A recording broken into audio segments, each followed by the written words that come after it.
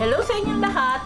Narito na naman si Mami Essie para mag-share na naman sa inyo ng isang masarap na recipe na pwedeng pang-ulam at pwede din pang merienda, ang lumpianada.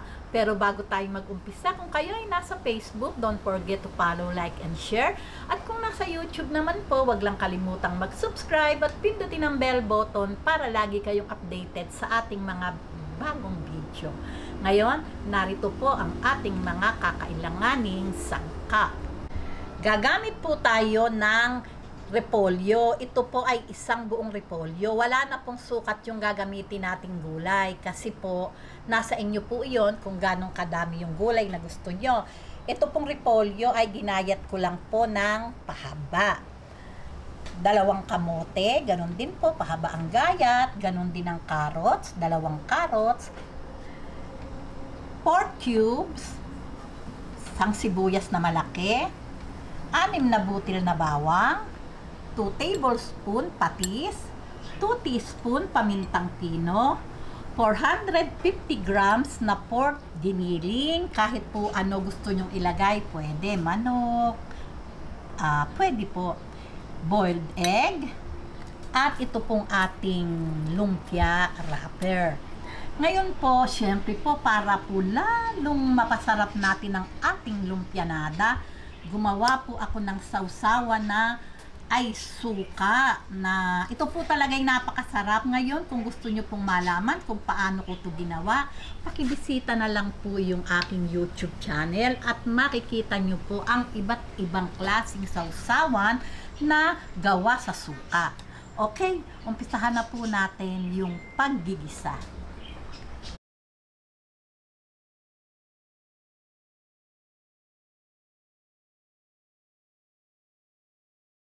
Lagay na po natin ang bawang.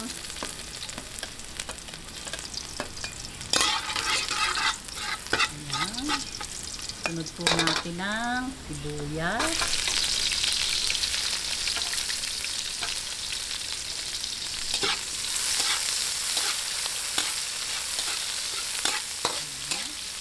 Yung ating giniling.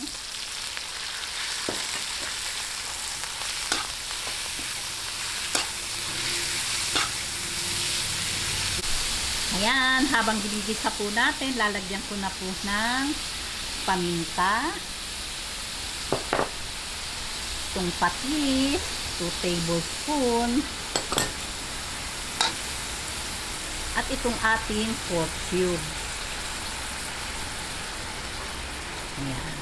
Isa-gisahin lang po natin hanggang mag golden brown yung giniling bago natin ilagay yung mga gulay. Ganito pong light brown na. Ayan, light brown lang po pala yung ating gagawin. Lalagay na po natin yung kamote. Ayan, sasabay na din po natin ang carrots.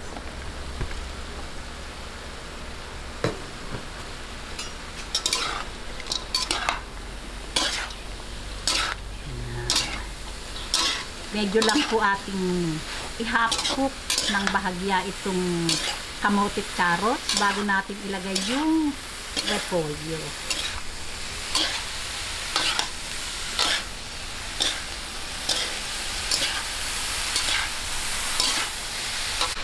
Ayan, pagka po ganitong medyo half cook na, lagay na po natin itong ating repolyo.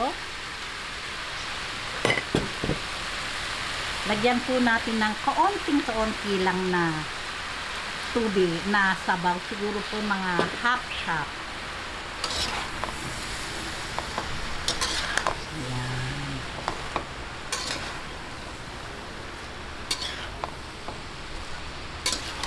Haluin lang po natin mabuti.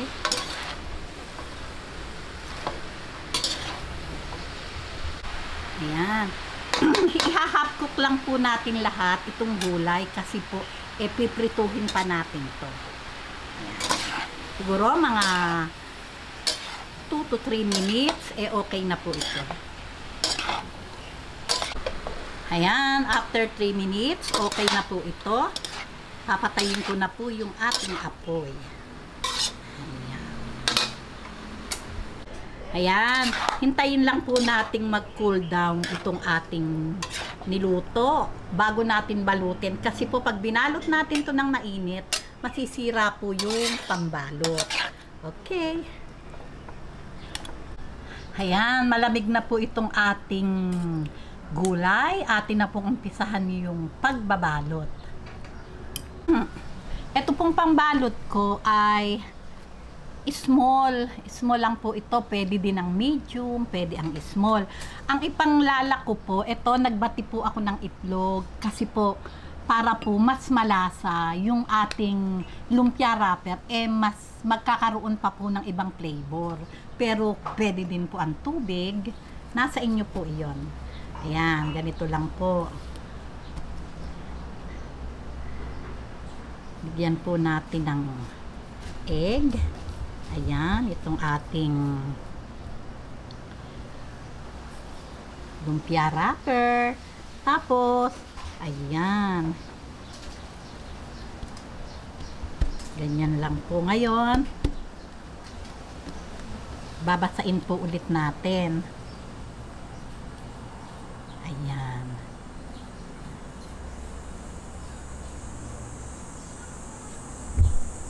Ngayon po, malinis po yung kamay ko ha. Lalagyan po natin ng gulay, yung saktong laki lang po.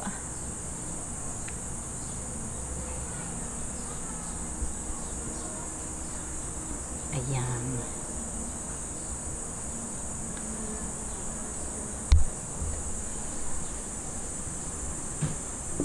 Ayan, ganyan lang po. Lalagyan natin ng egg. Ayan. Para lalo po talagang mapasarap at ayan. Atin lang pong isi-sealed. Ayan, ganyan lang po.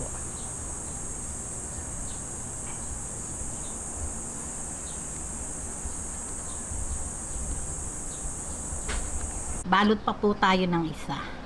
Ayan. Lagyan lang po natin. Ayan. I-seal po natin. Ipatong po natin itong isa pa uling pambalot. Ayan. Idikit lang po natin. Ayan. Baliktarin. Lagyan po natin ng laman. Yung katamtaman lang po. Ayan, question po sa laki ng ating gagamiting pangbalot.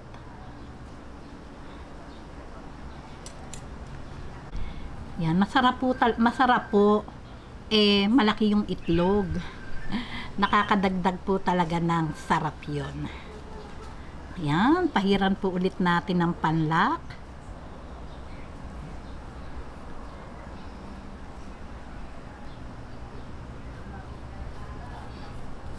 Ayan, ganyan lang po. Tapos, isi-seal po natin. Ayan. Ayan, ganyan lang po.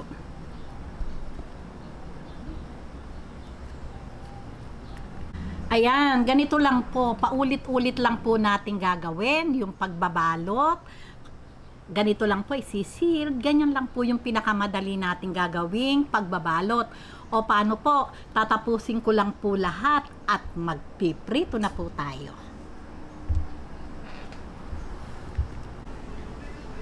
Ayan, marami na po tayong nabalot. Ngayon po ay pwede na po tayong magprito.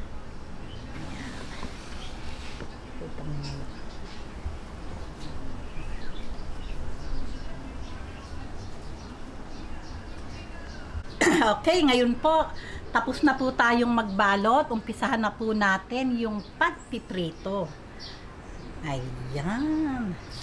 Ayan, ako napakaganda naman talaga. Oh, diba? Hintayin lang po nating mag-golden brown yung bawat side. At ready na po iyon.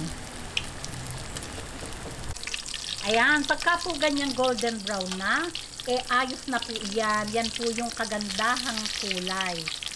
Ayan, hanguin na po natin. At dire-diretso lang po yung ating pagpiprito at ready na po ito para sa ating pananghalian. Oh, kita nyo naman, kaganda. Ayan, paano po? Tuloy-tuloy lang po natin itong pagpiprito at pagbabalik. Siyempre po, tikiman na po tayo. Ayan, heto na po ang napakasarap na lumpianada. O tingnan nyo naman po, di po ba katakam-takam talaga with matching napakasarap na sausawang suka. Okay, tikiman na po tayo.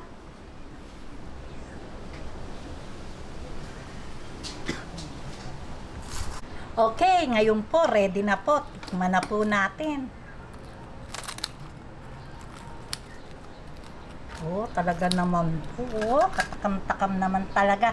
Napakasarap pong ulam, napakasarap ding merienda, lalong-lalo na po dito sa ating masarap na sausawan. O, di ba?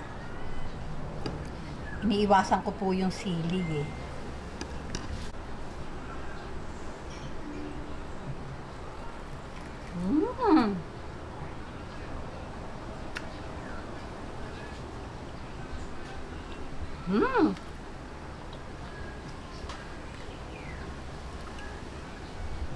Talaga pong yummy.